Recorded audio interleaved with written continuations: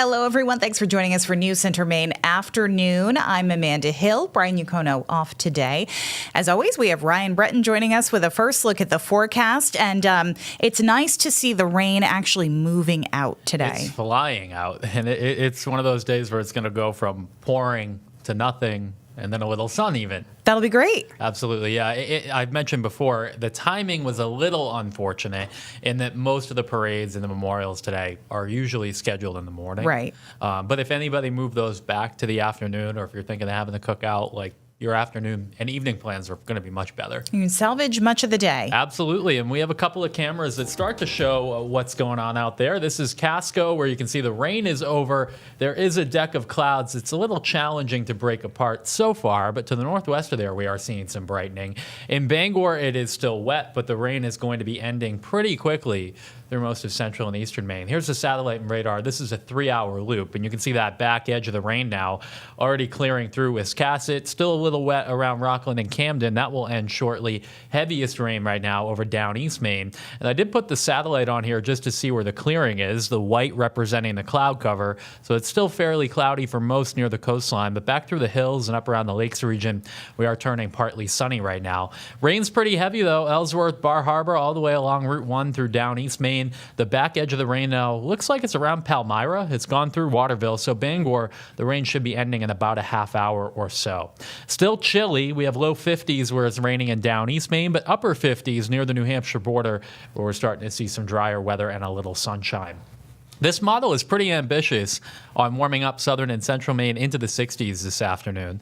I think if we see enough sun, that's certainly possible. This evening, though, looks quiet for just about everybody. Clouds will be a little bit more stubborn up north. Overnight tonight, we have a clearing sky, a comfortable night. Not all that chilly. We'll have lows tomorrow morning that are between 50 and 55 for most of us. And then we're looking at sunshine and a totally different feeling day tomorrow. It's going to be back to summer with temperatures that get back into the 70s and lower 80s. If you look off to the north, there are going to be some storms approaching northern Maine late in the day tomorrow. But I think otherwise, it's going to be a dry day statewide. It just would be Aroostook County that could have a late day shower or storm tomorrow.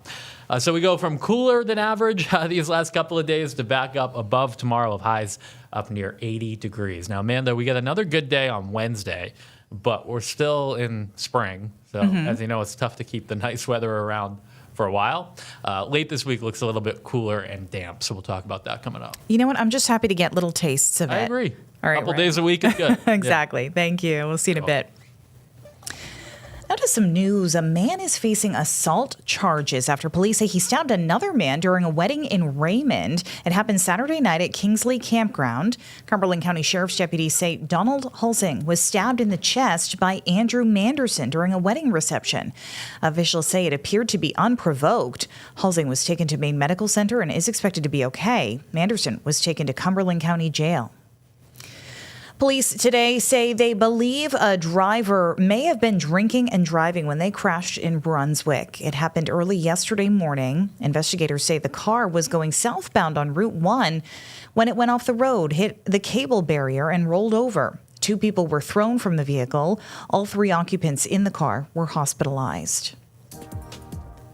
Investigators are working to learn the cause of a fire at a restaurant in Sebago. It happened yesterday morning at Sportsman's Kitchen and Keg. Sebago fire officials say the fire started in a shed behind the restaurant. It spread into the woods, but we're told crews were able to contain it before it could burn down the main building. The restaurant had just some external damage. With about 2 weeks until the primaries, candidates are working overtime on the campaign trail to earn their respective nominations. Republican gubernatorial candidate Jonathan Bush held a town hall at Portland's VFW yesterday. News Center Maine's Drew Peters has the details from there. It's got to be someone who's an outsider who doesn't need the insiders ever. Republican gubernatorial candidate, CEO, and veteran Jonathan Bush inviting fellow vets and members of the public into the Portland VFW for a town hall meeting. The fact that anyone, no matter who they are or where they've been, is just as likely to be a contributor is something that I first got out of the Army. Highlighting his criticisms.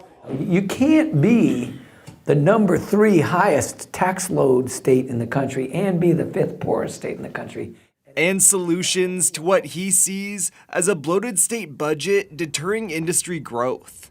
You cut your taxes, you shrink your bureaucracy, make it an easier place to do business, and then you recruit some businesses.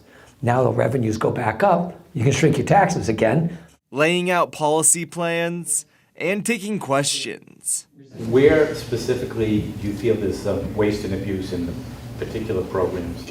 So we've now got $40 million worth of suspect, looks a lot like total fraud in our Maine care system. So the biggest program that needs a shakedown is Maine care. The topics surrounding alleged fraud and the transgender sports ballot initiative that could be ruled invalid by the Secretary of State. Mainers want this. It should be on the ballot and it should be voted on. And if they don't want it, they'll vote against it. Veterans.